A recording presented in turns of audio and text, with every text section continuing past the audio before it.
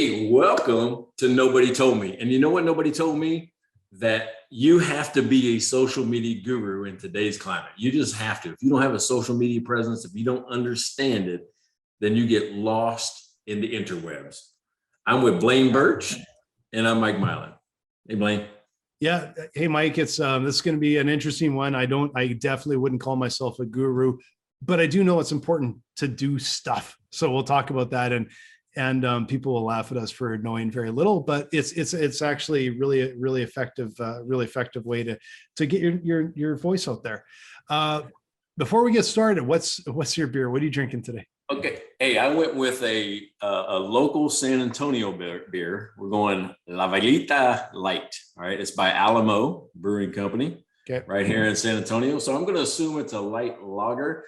And because of that, I think a couple episodes ago, I talked about a thing called beer salt, right? Remember when I talked about dressing?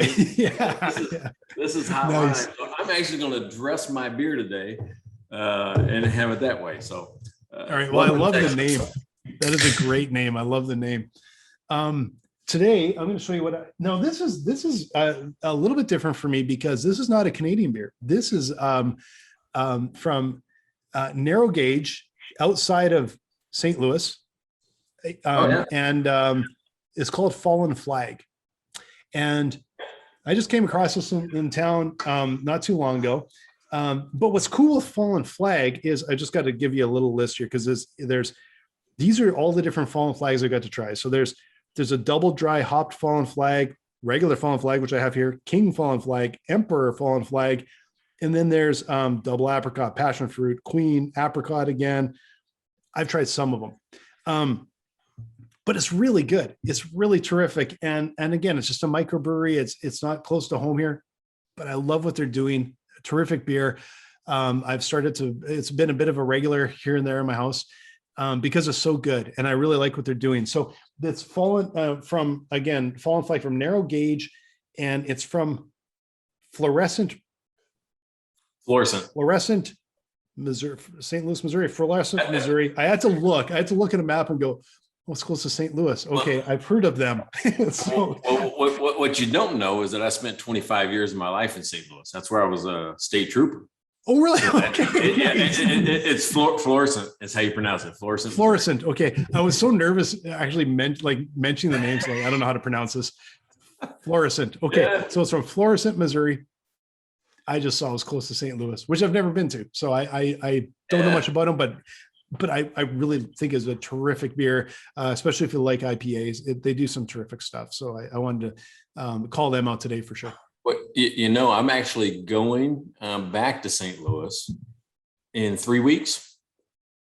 I have a long time group of guys that we've been in the same fantasy football league for, I'll say 15 years. Yeah. Yeah. And they wanted to try to get as many people together this year to do it in person. The last few years, we've been doing it kind of remotely because you got people all over the place. They said, we haven't really been with each other that much in the last 10 years. So we're like, well, let's try to get together. So if anything, I'm going to drink beer in St. Louis at the end of the month. And I'm looking for that one, right? I'm going to look for that one. Do look for that one. And I've got my draft coming up in I think it's just in a couple of weeks here. And I'm assuming it's online, but it would be really nice to be able to get in person because that's what we always did. So I'll check. It would be really nice to be able to get together with the guys because I know last year was definitely all online. And are you guys in a keeper league? This league is not, and which is kind of okay because I've had some mixed results with keeper leagues. And especially in the current hockey league I'm in is not going well as a keeper league. And it's just like, it's awful every year. But no, this one isn't. And I'm pretty sure the guys laughed at me last year with my draft and I got a really poor rating from like Yahoo. And then I ended up 4th and it was narrow. Like I almost made it to the finals. And so my team actually ended up okay. So it was less embarrassing than I thought it was going to be. So You know what's funny is that we are a keeper league, and I ended up getting Patrick Mahomes like in his rookie years. Oh, nice. Way down at the bottom, right? We're saying like, I don't know, 12th, 13th round, somewhere down there. Yeah. So you get penalized 2 spots. So if he was 13th, then he becomes 11th, then he becomes 9th, right? So everybody's mad at me in the league because I've had Patrick Mahomes for 3 years straight, and I think I got him for 2 more years. Nice. Yeah, I've had him a couple of years ago, and he was beautiful for me. But I'm kind of glad to have fantasy football back actually this year. Like, it's just, it's been a long winter, and it's gonna be nice to have that and dig back in. So yeah, okay. So speaking of like social media in fantasy football, if your league is like mine, it's similar, right? We actually take little jabs at each other through the time, through chat features, things like that. Isn't that kind of what social media is anyway? It probably is. And I'll tell you, some of the most entertaining stuff is people taking jabs at each other in chat. Right. But it's amazing how much things have changed and how quickly. I remember, I remember making a Facebook account, but no one was on Facebook at the time. So there was really not a point to an account, and it probably sat there for a couple of years till suddenly people were on it. I remember being at South by Southwest in 2007, and someone came up and said, yeah, we've got we're sponsoring a big party at such and such, and follow me on Twitter and it'll tell you where to go. And we all kind of look at each other. The hell is Twitter? And, and then, you're kind of signing up like, I don't even really get this. And, fast forward a number of years, and you have to be active. Like, you have to be, and honestly, it's a great way to get in front of your customers and to be able to converse with your customers. So it's gone from kind of an interesting thing to, you have to be there now. Don't have to be on everything, but you got to have your channels, right? Well, check this out. All right. And I like what you said up front. I think people will find out really fast that you and I aren't experts. No. We're not gurus, but I can always talk about my experience and kind of what worked, what didn't. Yeah. I remember my first experience. My first experience was MySpace. Remember that one? I do. Yeah. Right. And I put a personal page up because everybody goes, oh, I want to try it. And originally it was about music or something. I can't remember exactly what it was or why I did it. And I ended up transitioning that into one of my bar pages, because that's where everybody was kind of, gathering. So we got a lot of interaction. People were just like to chat, and I could put specials out there, and it was kind of fun. But here's a funny story that happened to me on MySpace. I get this strange message. I probably shouldn't even tell this in a podcast. I get this strange message saying, how do you pronounce your last name? And, my last name is Milan, Milan, but a lot of people say Milan or Milan, or, there's all different ways to pronounce it. So, I explained it to him, through the chat feature, how to pronounce it. He goes, yeah, me too. Well, his name is also Mike Milan, and he's in Baltimore, Maryland. Right. So now there's 2 Mike Milans in the world that I know of besides my dad. So that'd make it 3, right? So, yeah. But I was building that motorcycle, the one you saw in the picture right before the podcast. I was building that motorcycle, and I had it built by a company called American Classic Motors, and they're north of Philadelphia. So I flew from St. Louis to Philadelphia to go finish the build, right? To approve different things and make sure it was just right, and kind of, see if I still liked it before I made the final purchase. Yeah. And what happened was I said, hey, I'm gonna be in Philadelphia. Why don't you come up and meet me for dinner? We'll have a drink. So he came over from Baltimore. It's like an hour drive. Met me in Philadelphia for dinner. We kind of hit it off. Just personalities, everything really hit it off. He says, well, come on, let's go out to the bar. So he and I go out to the bars in Philadelphia, and our favorite game was to go up to people and say, hi, I'm Mike Milan. And he'd go, hi, I'm Mike Milan. And then we could prove it with licenses. It was our favorite game in the world. So I came back to St. Louis and had to tell people, hey, I met this guy online and then met him in Philadelphia. Now he's one of my best friends. Yeah, so I met a guy online and went out and meet him. Everything you tell your kids not to do, I did. yeah, exactly. But it reminds me of the challenges of like you've seen, like, seriously, Blaine Birch, and my last name is one vowel, 7 letters. Like it is Bertsch, like it's German, weird and all that.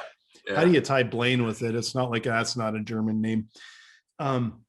And I know, like, when I was, looking at getting different accounts and stuff, then you'd find there's other Blaine Birches out there. Like, seriously, what are the chances? And I'm sure I'm related to them, because how many bloody Birches are there? So but funny. Actually having that combo and it was bizarre to me. I'm like, well, I can't even get the bloody Gmail. Like, it's just bizarre, but it's amazing. There's no original anymore. And like the challenge when I started dry run years ago, getting the social stuff for everything was kind of tricky. And it's everything is grabbed right away. And it's almost like when if a new social network comes out, I probably should be going on just reserving like my name or something, like at least I have it if I want it. But yeah, you don't really think of it, so I never bothered doing it. Okay, so there's what, 30, 50? I don't even know how many there are, right? Because it's all the time I hear different things. What do you think are the most important? Let's kind of focus, this podcast on what do you think is the most important ones that you should have set up? I think it depends so much on who you're trying to reach, what your business is. I know there's a lot of businesses that have been built on Instagram, but it is not useful for me, really. Like, I'm on Instagram personally, but it's really not that useful for us as a business. LinkedIn has been really, really essential. And Facebook has actually been really good for us. And so what we found is, even though we were looking at all these different networks, we kind of focused. We went, okay, who are we trying to reach? Where are they congregating? What are they talking about? Where is their activity? And how can we be involved? And we kind of went, those are the two. We have smatterings of stuff and other things, but those are the two. Because I think the thing is, I don't think you can be on everything and do it at a really good job unless you're a big business with a department dedicated to it. Right. And I'm not even sure then there's a lot of value, right, to be in everywhere. No, I think you need to focus, right? I think Facebook's kind of for most businesses, a good place. Yeah. LinkedIn, I go back and forth, right? LinkedIn, whether or not it's important to have one. I think if anything, it's more important when you're hiring people to have a good LinkedIn page so people know you're real and they can see other people and connect and read about who the leaders of the company are, or just what you're about. Yeah. So I think it's important that way, not necessarily to connect, unless your sales team is using it. Yeah, our sales team has done really well with it. Really, really well with it. And the thing is with all these things is you don't know till you try. Like, you have to test. Yeah. And we ran some tests and went, oh, that works. Holy cow. Like, nice. That's actually doing. So LinkedIn has been a really great spot for us, but it's just got to be, it's very specific. We're reaching the right people at the right place at the right time. And it just seems to work. We've tested other things, and they just, I don't know if they've been as effective, but Facebook's been good. And it's interesting. I got to say that, like, years ago, I think I was on Facebook more. I'll admit I'm not really on there very often anymore. But what has changed for me, which I think is quite weird, and people will find this really weird, is where Facebook is the most valuable to me, and don't tell my friends and family that are on there, it's the businesses. At first there was the businesses. I think it's like, what are they doing in my feed? But now, as you can see, my favorite reason to be on Facebook is my favorite beer shops tell me what's come in. And that is the best. It's like pops up. It's like, we got this in today. I'm going to have to do a run over there because there's something weird and neat I want. And breweries, like literally last week, it's one of the breweries popped up and we're like, we got a food truck tonight. Oh, okay, we're going over there. And that's where it's been the most important for me now, is how the brands or the businesses, mostly the small businesses that I deal with, that's how they get their word out to me of what's going on. And that's why it's important to me now. You know, even the sponsored ads, some of the stuff that you're, oh, they're spying on me, but I like the gadgets. I like Yeah. tech. I always look at them like, oh, man, that's cool, right? Yeah. Whatever new technology. So I get a lot of those in the feed, and I get well, it's still gadgets, tools, right? Because we just built a house, so I get everything about home improvement or renovations or tools or things like that. So it's to me, I do enjoy that. I really do. I mean, very rarely do I get stuff that I'm like on. Well, okay, here's where I don't like it. If I've already bought it, I don't, I don't need to see it again. Yeah. I already bought it. Yeah. They should have a button that's I already bought it, because I get that as well. It's like, I don't even mind them. Like, cause I do like relevant stuff. So I do like when, products I've seen and Kickstarter stuff. And like, I'm the same way, a little bit of gadgety and tooly stuff. And that comes up there. I'm like, I like seeing that. And that's where that's where the value is. I think I tend a lot to kind of pass by friends and family a bit, maybe like a few things to whatever. What I'm interested in is what the companies are doing that I value. And so I don't mind them. I know it's kind of weird to say, but I don't mind them kind of tracking me, because show me something from one of my favorite brands, show me something from like Icebreaker Merino. I really like them. Always wearing stuff like that. I want to know if they got a sale on. Yeah, I want to know. Right. I mean, think about it.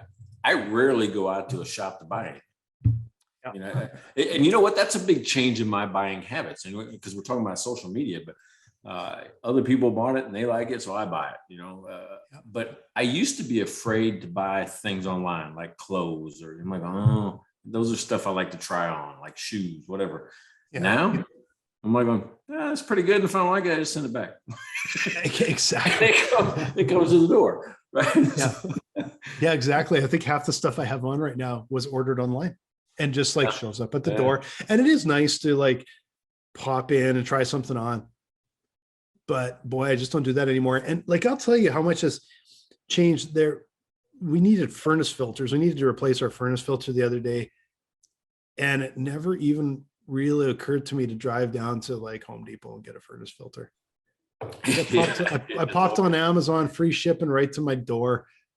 Yeah. And the only thing I did do is price check. Am I paying way more for this? Yeah. Nope. All right. Deliver it to my door. And it's changed. That wasn't the same 2 years ago, but now it is. Now you get it, so now the more people buy online, consume online, learn about brands online, the more essential it is for you to have a presence there, right? Yeah. You know what's funny is that there are some stuff that's way more expensive. Like I've got a water softener, right? The water's pretty hard here in San Antonio. Yeah. I've got a water softener, so we got salt, right? You got these salt pellets that you put in the softener. Man, it's like $5 at Home Depot. Yep. It's like $15 for the same bag online. I will tell you, this is kind of funny, but topical. We were talking about a water softener the other day, because we have a water softener in Arizona, because it's hard water too, right? And somebody was asking, what is the salt made of? Like, what is it? Is it actually like chemical salt or whatever? I'm like, I don't actually know.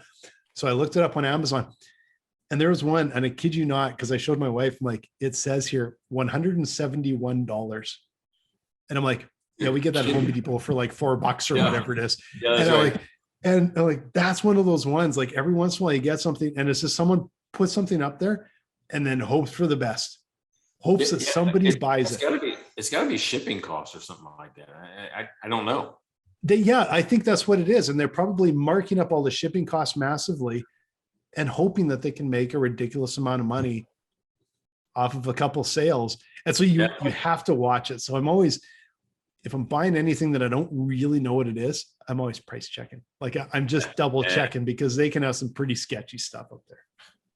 All right. So I really do like Facebook for a business. All right. I mean, here's the reasons that we just talked about it. Now, what I'm not good at is building the campaigns, right? Because there's variations. You want to A/B test things, so what I've been doing though is working with consultants that can do this. And what I see them build is ridiculous. Like I don't know if I'd ever get there. Such as we had a campaign and it was 10 different ads I think maybe 5 images, but 2 versions of each. Maybe different text, same image, different text, same image, right? So 5 different times, 5 images that way with different text, things like that. Yeah. What they were doing to find, we'll say, dentist was amazing, right? Because you think, oh, I'll just look for dentist. Well, not everybody puts their job as dentist. Not everybody puts, anything about that. So they would look at where did people go to school, and they would say, okay, I want to filter by, Harvard School of Dentistry. And I don't even know if that exists, but we'll say it does.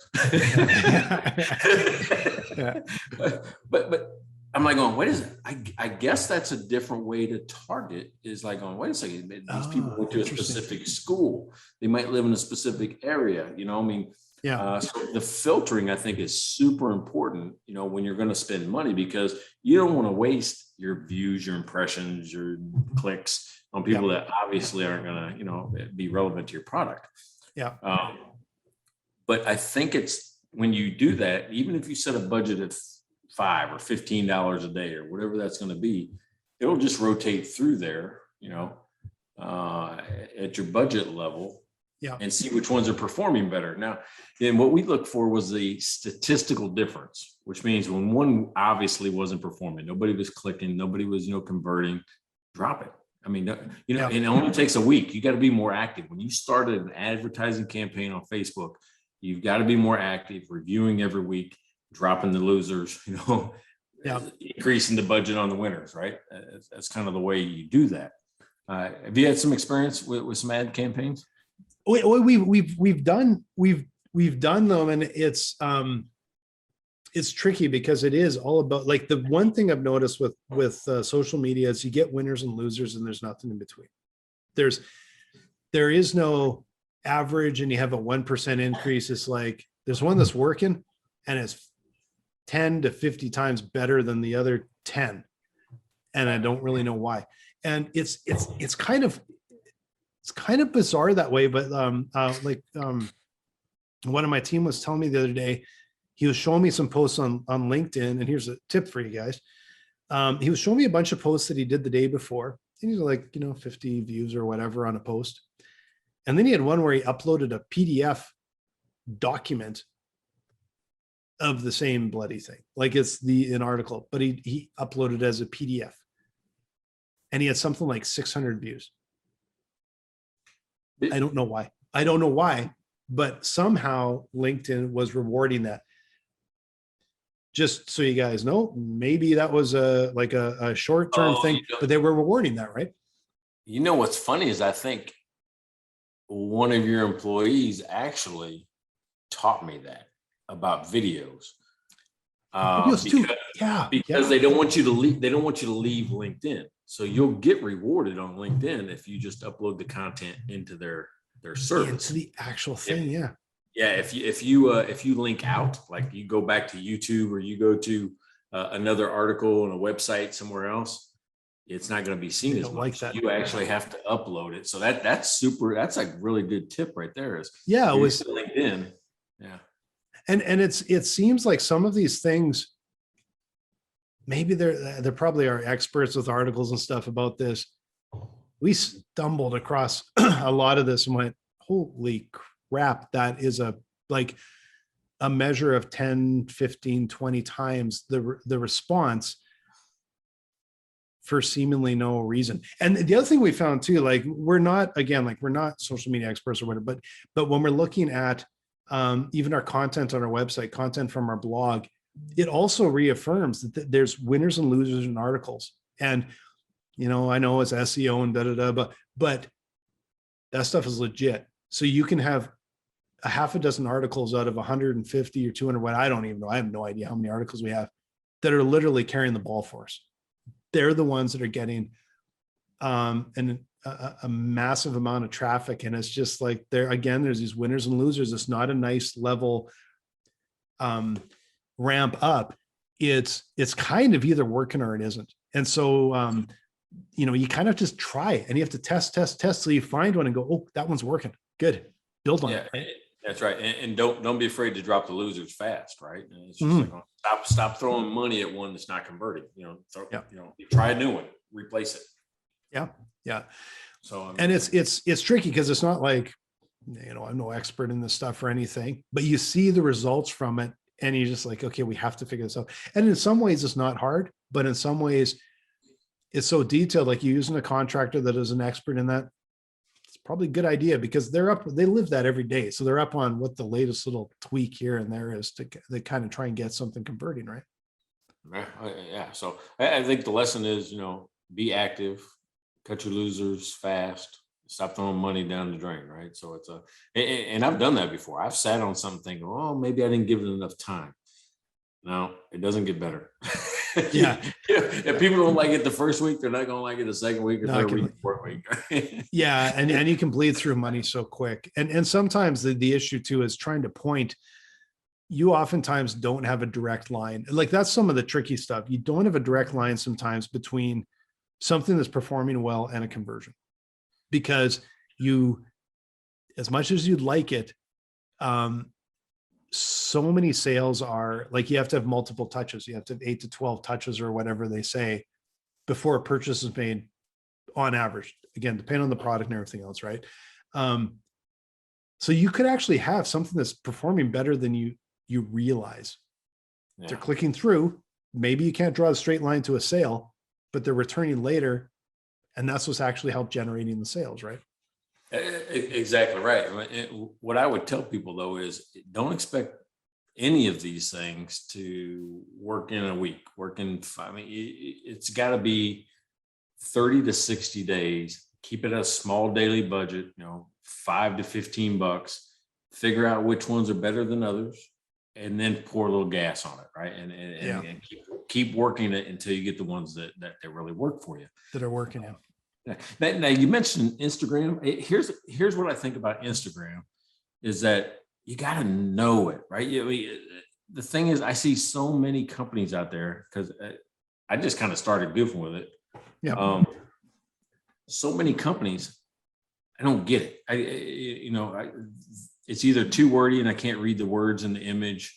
They're trying to link out to the site and Instagram doesn't work that way, right? It's so many problems with how it works. So, I mean, that one takes it's got to be image driven or video driven. The bloggers seem to do well. And I think they've mostly moved over to TikTok, right? The people that like to do, here's how to do makeup. And I'll tell you, the house was designed by, Courtney watching bloggers. so it works. If you can find somebody that can talk about their expertise and point to how it works really well, it works. Yeah. And especially in a really visual medium, like there's, clothing brands, of course, do well. Photographers, I suspect do well. Restaurants where they're taking a picture of really nice looking food in a great environment. Those ones can actually, I think, do quite well. But there's brands that probably just, they're not a great fit and it's not going to do much for you. And you just have to find your really focus on your market. Who are they? Where are they? What are they interested in? And how do you get to them? And what messages are they going to be receptive to? Right. And you can't waste your time on stuff that isn't going to work. Yeah, well, and that's interesting you say that, and I'm going to say something to make half my friends mad right now. I don't think accounting firms should be on Instagram, promoting their stuff. I'm not there looking for an account. It looks weird to me. I'm like going, we'll do your taxes. I'm like, all right. Yeah. That's not where I would expect to see, Instagram. Now, maybe Facebook, maybe LinkedIn, Instagram. I don't expect, it does professional services. Yeah. And I just wouldn't follow them. So I'd never see it. Right. I know with Instagram, I'm not an Instagram junkie. I follow some friends and family and post a picture occasionally, maybe goes to Facebook as well. I'm still alive here. Here's a picture of whatever. I'm not, and it's funny because I don't think I come natural to that. I'm not the type that necessarily likes to share lots of stuff. So social media does not come necessarily that. No, but you are the type of guy that will spend an hour on a video talking about your whole life. Talking about this stuff. I'll do all that all day long because it's also, but partly because it's I know it's just other entrepreneurs listening to this. They can all relate. That's right. It's all our basically friends or friends we haven't met yet. But on, and it's funny because I had my wife's aunt one time. We were at a family thing, and she made a comment about, she's like, "Oh, I saw this thing you posted the other day," and was like talking about it, and I'm like, I didn't really know what to say because I didn't really know what she was talking about. And I'm like, well, yeah, my marketing director posted that. Like, I don't even know what it was. So it's like, there's stuff that goes into my posts that I don't even post them. Right. It's a little weird. Some of the stuff I do, but some of the stuff is just nope. And which is kind of weird, but it's effective, right? It is. Okay, so here's a tip for me though. If you outsource that, which I've done in the past, right, have somebody do my social media and just let them run with it. You have to look at everything they put on there, because I don't know how many times I've had to call up and say, take it down now. It's either not my voice, not my brand, link is broken, things are misspelled, images, not very acceptable, right, in today's world. So it's like going, you have to either have an approval process, because social media gets everybody in trouble. Oh, it does. Yeah. And I wouldn't, that was something I wouldn't be comfortable with is outsourcing it. When it's internal and we have guidelines, we have everything kind of in place, and we have our voice, and we have all those things. Like that, I have total faith in that. And I trust that. That would be something I would like, even coming from the business, outsourcing it, I would be very like, I got to see everything that goes out the door. And it makes it, a lot more work, but man, it is to do it yourself all the time. It's hard. It's a slog to do it right.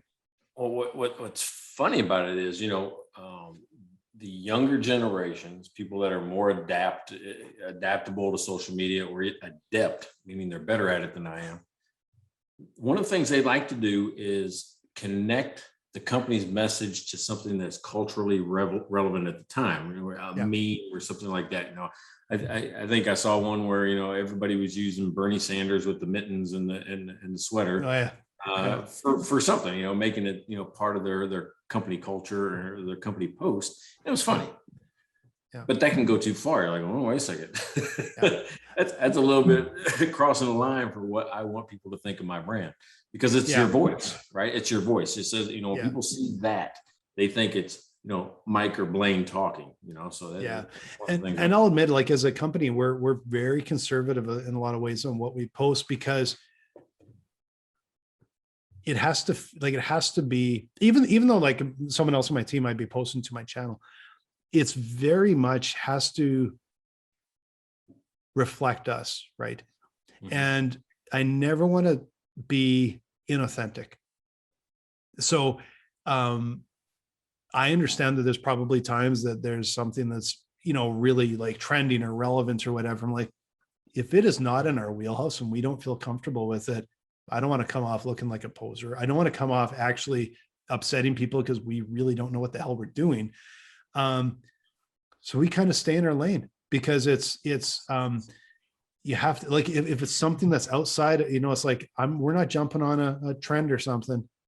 It has to be authentic, right? That's right. Not following that. Yeah, I'm going to stay in my lane, as you said. Keep my focus.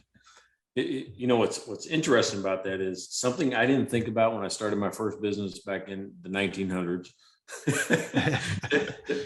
To now, what I think about almost instantly when I first start a company is, what's our voice? Is it playful? Is it professional? Is it, what is that? Because that's what guides every post, right? Like I always say, Southwest Airlines has a good mix of casual and professional, right? And it's almost a little playful at the same time. So, you can do that. Burger King, when they do all these, weird things, I actually like it, right? A big corporation kind of poking fun, having fun with it. But you got to figure out who you are and define it, and then tell everybody else, hey, when we do it, you've got a brand guide now. I didn't have a brand guide. the last two companies have had a brand guide, but none of them before had one. Yeah. Yeah. None of them. It's important to sort of set that out. Like, what are you about? Who are you talking to? What makes them comfortable? And yeah, we have kind of outlined our brand, and it's like, it's in a dumb way to sound, but it's basically business casual as a brand. Like, we're not like a party on dude brand. We're also not like a stuffy suit and tie, right? We're just, that's just who we are. Yeah, khakis and button downs. Yeah, it's like, as I would say, it's a button-up shirt with jeans. It's like the startup founders, it's either a hoodie, or if they're dressing up, it's a button-up with jeans, right? Like that's right. That's kind of our brand, right? And then just throw a jacket over that. Yeah, exactly. And it was a little bit even the same with my creative agency. As we you start out and we were like really creative looking, but as we got bigger clients, it started to fall into the same thing where it was a little bit of a button up and jeans mentality, like not exactly a wardrobe, but that's kind of who we are. Like you need them to feel comfortable and have confidence in you and all that, right? Yeah, we should do an episode of just appearance and what you look like when. And that'd be a great episode, I think. So anyway. Oh yeah, because there's over the years, there's nothing worse than showing up to something and feeling completely underdressed. Yeah. Exactly right. There's a commercial right now you seen where the girl's phone is going out, the signal's bad, and the person on one end of the line says, "Oh, don't worry about what just dress professionally. It's not a costume party," but it breaks up that whole sentence. And all she hears was, "It's a costume party." So she shows up in this costume at this business meeting. So awkward. I remember I got to tell you one story about that, because I we were at a conference, and I'll admit, like, my team would always wear the branded t-shirts with logos and shit on, and I just didn't. I would wear a button up and some jeans and that, and I could meet with anybody anywhere and be comfortable. And the first time I throw on a branded t-shirt, and then I end up in a couple of meetings that I wasn't expecting, and had to go for dinner that night and didn't have time to get back to the hotel. And so now I'm wearing a branded t-shirt. Yeah. Fortunately, I had a zip up like this, except it was actually nicer and like it looked quite nice. So I'm like, zip it up, and it actually looked pretty good, except it was so freaking hot. And it was in California, and it was so hot. And I walked in, and I'm like, I can't take my jacket off. Everyone else was kind of dressed up completely in the button up and jeans, right? And here I'm like, this is my button up, and this is what I'm gonna have to wear. And I'm, so I'm sitting there, I'm like, oh, it's getting hot in here. And so like, sneak off to the washroom, like cold compress, because I'm like, I can't take my jacket off all night, because I'm looking pretty presentable. If I take it off, I'm going to look like, complete loser. That is the worst feeling.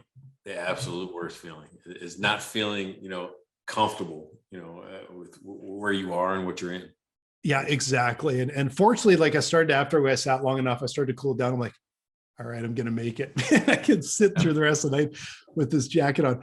It was, and it was so awkward, because almost all the time I'm like, I'm kind of prepared. I can show up to almost anything and look pretty presentable. And the one time I don't. And so I know moving forward, it's like, I know the team will be wearing like these branded t-shirts. Like, no, because I'm getting it up at some meeting or something and not feel comfortable. And when you feel uncomfortable, you just no confidence. It takes all the confidence. Yeah, exactly. Right. So hey, as we're coming up at the end, we haven't talked on Twitter yet. Let's just address. I mean, do you have? Okay, so I'll tell you, I can't figure it out. I'm like going, because it feels like a timing issue, which means Twitter is good for a short message right now, which means this is happening. This is what I think. So I'm trying to figure out how businesses fit into that very well. I mean, and I think some do quite well off of it. We have a Twitter account. We used it a bit, but the problem was you have to be like exactly what you said, on there part of the conversation right now. Like, well, we're busy growing a business. We probably can't be on there right now. It also, I found, I guess maybe not as much in the business side, but I had a personal account and I'm like, I was mostly just watching sports scores and news and stuff. And it seemed to be a lot more griping than sports news. I'm like, I can't get anything useful. It's the angry one. Yeah. It's the angry ones. I'm like, forget it. I'm just not going to use it. And we actually, so we had, we were still like throwing stuff on Twitter every once in a while. And we were using a system where it's like, you'd schedule it and throw some stuff up there. And then one day, it was just a few months ago, I got a notice that our account had been frozen. I'm like, why the hell would you, like, out of all the anger and hatred on Twitter, and we're just kind of writing nice stuff, right? And I think it was maybe they had tracked that we had used a system to post. I'm like, the hell's wrong with that, right?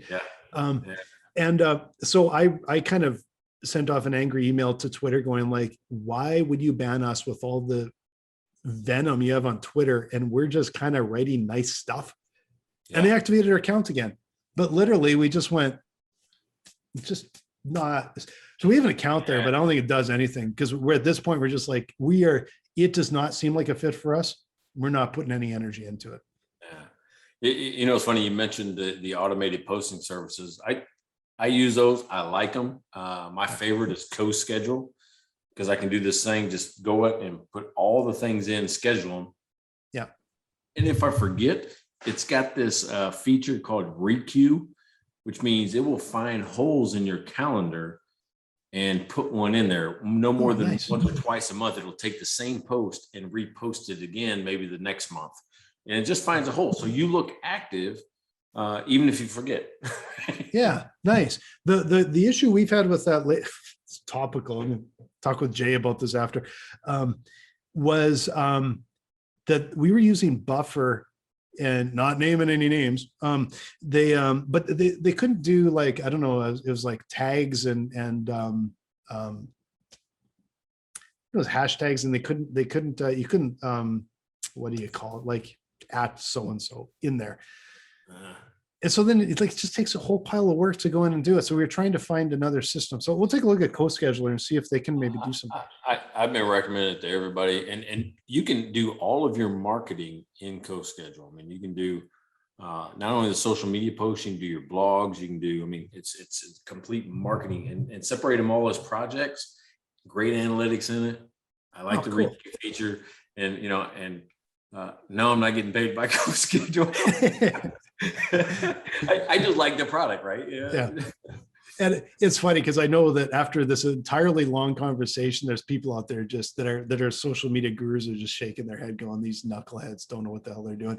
But that's the typical business owner, right? Yeah, but it's us, right? It's the typical business owner that doesn't know these things. I hope that they came away with a couple things, like you have to be active. You don't have to be on all of the social media places. Just know what each one's good for your business, whether it be LinkedIn, Facebook, there's a bunch of them out there, but I think those are the main ones that people use. And the other one that I think you brought up was know your brand and know your voice and stick with it. Like, what are you about? Who are you talking to? And how, like, what is that voice? That I think is really important to be really like, and to be authentic, right? Like, it's fine. You can schedule ahead of time, but be authentic. This is real to you. Yep. I agree. So, hey, another episode in the books. Nobody told me that I had to be a social media guru. You notice that was the title. We didn't say that we are. We say nobody told me I had to be. Yeah. I'll admit I know more about beer than I do about social media, but I know it's important. And you can make make a lot of headway with it. It's really important.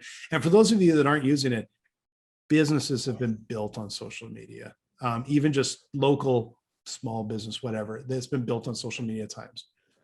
Hey, I just want to remind everybody, if you have a topic you want us to go through, go to our YouTube page, right? Nobody told me with Mike and Blaine, go to our YouTube page, give us some comments about, hey, we want you guys to talk about fill in the blank. Don't type in fill in the blank because I know you will. Guaranteed. we're going to continue, with great topics, and love your input, love your feedback. And Blaine, cheers. Cheers. Another fun conversation, Mike.